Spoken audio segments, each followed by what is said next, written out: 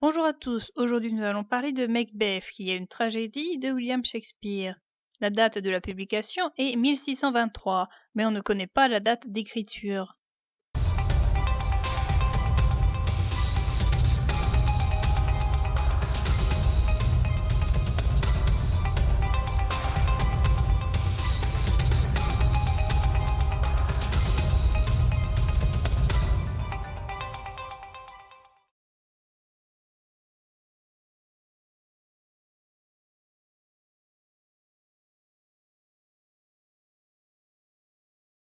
La pièce débute en Écosse. Une bataille a lieu contre les armées norvégiennes et irlandaises. Trois sorcières projettent d'aller voir Macbeth après son combat. Un soldat et le Tan de Ross rapportent au roi Duncan que Macbeth a tué MacDonald, un ennemi notoire, et il a combattu le Tan de Cawdor, un traître qui va être exécuté. La victoire va en leur faveur. Macbeth parle avec Banquo quand les trois sorcières apparaissent. Elles révèlent à Macbeth qu'il sera roi et à Banquo qu'il ne sera pas roi mais que sa descendance le sera. Ross et Angus viennent voir Macbeth. Grâce à son combat, il prend le titre de Tan de Cawdor. Macbeth pense que la prédiction le touche. Il pense qu'il va devenir roi. Pour cela, il songe au meurtre pour y arriver avant de penser à la chance.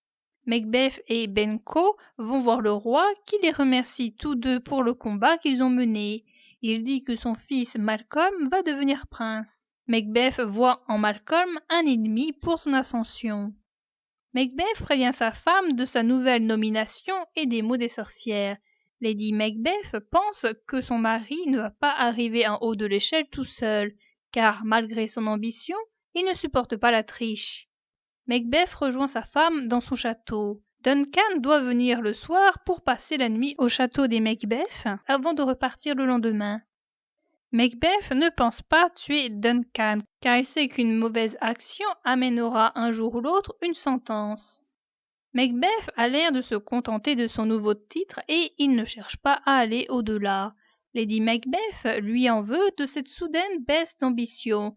Elle dit qu'elle va saouler les deux chambellans qui vont surveiller Duncan pendant la nuit et tuer Duncan tout en faisant porter le chapeau au chambellan. La nuit, Lady Macbeth s'occupe d'enivrer et de droguer les chambellans et Macbeth tue Duncan. Macbeth en ressent de la culpabilité et il a l'impression d'entendre des voix. Macbeth a apporté avec lui les poignards. Lady Macbeth lui conseille de les remettre dans la chambre de Duncan et de barbouiller de sang les chambellans. Macbeth, qui n'a pas la conscience tranquille, refuse d'y retourner. C'est Lady Macbeth qui y va, elle revient les mains ensanglantées. Le lendemain, Macduff et Lennox vont chercher le roi. Ils s'aperçoivent du meurtre. Macduff et Lennox croient à la mise en scène et ils pensent les deux chambellans coupables. Lady Macbeth arrive très bien à jouer la comédie, Macbeth beaucoup moins bien car il a besoin de se repentir. On pense que les deux chambellans sont coupables du meurtre. Ils auraient commis cette action sous l'ordre de deux fils du roi qui sont en fuite. Macbeth va être couronné roi. Banquo, qui voit que la résolution des sorcières s'est réalisée pour son ami, pense que ses fils vont devenir rois. Macbeth n'est pas content car il a effectué tout ce travail qui ne reviendra pas à ses enfants mais aux enfants de Banquo. Banquo part à cheval. Macbeth envoie deux assassins pour tuer Banquo et son fils, Fléandre. Macbeth jalouse la mort de Duncan car, en ne fautant pas, il est mort comme un saint alors que lui est sujet au tourment de la conscience. Un troisième assassin se joint aux deux autres. Ils arrivent à tuer Banquo mais pas Fléandre qui parvient à s'enfuir. Un assassin prévient Macbeth qu'ils ont tué Banquo mais pas son fils. Il y a une réunion entre Macbeth, Lady Macbeth et des seigneurs. Macbeth a un comportement étrange car il voit le fantôme de Banquo. Lady Macbeth essaie de cacher la vérité en faisant passer le comportement de son mari pour habituel. Macbeth veut retrouver les sorcières pour qu'elles lui en disent plus sur son destin. Et Kate, la reine des sorcières, va voir les trois sorcières. Elle leur en veut d'avoir parlé à Macbeth. Il faut qu'elles viennent avec elle pour voir Macbeth et réparer leur erreur. Lennox pense que c'est le fils de Banquo qui a tué son père, comme les deux fils de Duncan ont fait tuer leur père. Il est content que Macbeth ait tué les deux chambellans qui se disaient innocents de la mort de Duncan. Macduff s'est réfugié en Angleterre, là où s'est réfugié également un des fils de Duncan qui s'appelle Malcolm. Macbeth va voir les trois sorcières. Elles préparent une potion dans un chaudron. Elles font apparaître plusieurs spectres qui disent à Macbeth de se méfier de Macduff et qu'il n'a pas de souci à se faire quant aux hommes qui sont nés d'une femme. Il n'a rien à craindre tant que la forêt ne vient pas à lui. Macbeth voit le fantôme de Banquo ainsi que ses descendants qui sont tous rois. Lady Macduff en veut à son mari d'avoir tout quitté sans prévenir personne. Elle dit à un de ses enfants que son père est mort, l'enfant ne la croit pas. Un assassin envoyé par Macbeth entre et veut savoir où est Macduff. L'enfant défend son père et il se fait poignarder. En Angleterre, Macduff et Malcolm savent que Macbeth est le coupable. Malcolm pense que Macbeth a toutes les qualités pour être roi et que lui ne les a pas. Macduff lui dit le contraire. Ross vient les rejoindre et il leur donne des nouvelles. Le pays n'est pas serein car Macbeth règne comme un tyran. La femme et les enfants de Macduff ont été assassinés. Macduff et Malcolm ont obtenu du roi d'Angleterre une armée de 100 000 hommes afin de faire tomber Macbeth. Un médecin et une dame de service sont témoins d'une crise de somnambulisme de Lady Macbeth. Elle parle de choses terribles et elle se frotte les mains car elle croit qu'elles sont ensanglantées. Macduff, Malcolm et les soldats se dirigent vers le château de Macbeth, qui n'en a rien à faire car ces hommes sont tous nés d'une femme et car il n'y a pas de forêt qui se dirige vers le château. Les individus le prennent pour un fou et son peuple ne l'apprécie pas. Malcolm a l'idée de découper les branches de la forêt et de les faire porter à ses soldats pour passer incognito, du moins pendant un moment. Les soldats se rapprochent de Dunsinane, là où se trouve le château de Macbeth. Macbeth n'en a pas peur. On lui apprend la mort de sa femme qui s'est suicidée.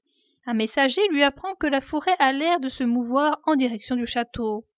Les soldats attaquent et le château se rend. Macduff rencontre Macbeth.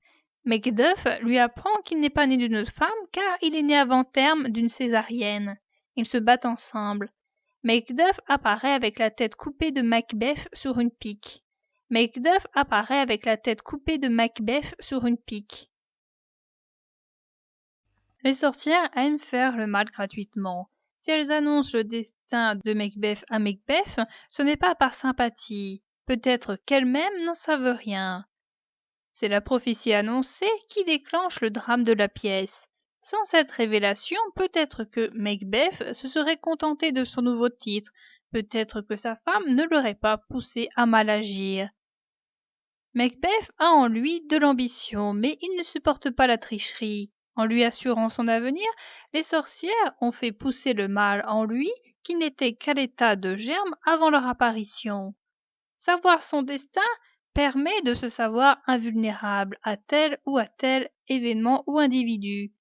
L'homme n'est alors plus un homme, sa tempérance disparaît et il n'a plus besoin de respecter les lois et les conventions.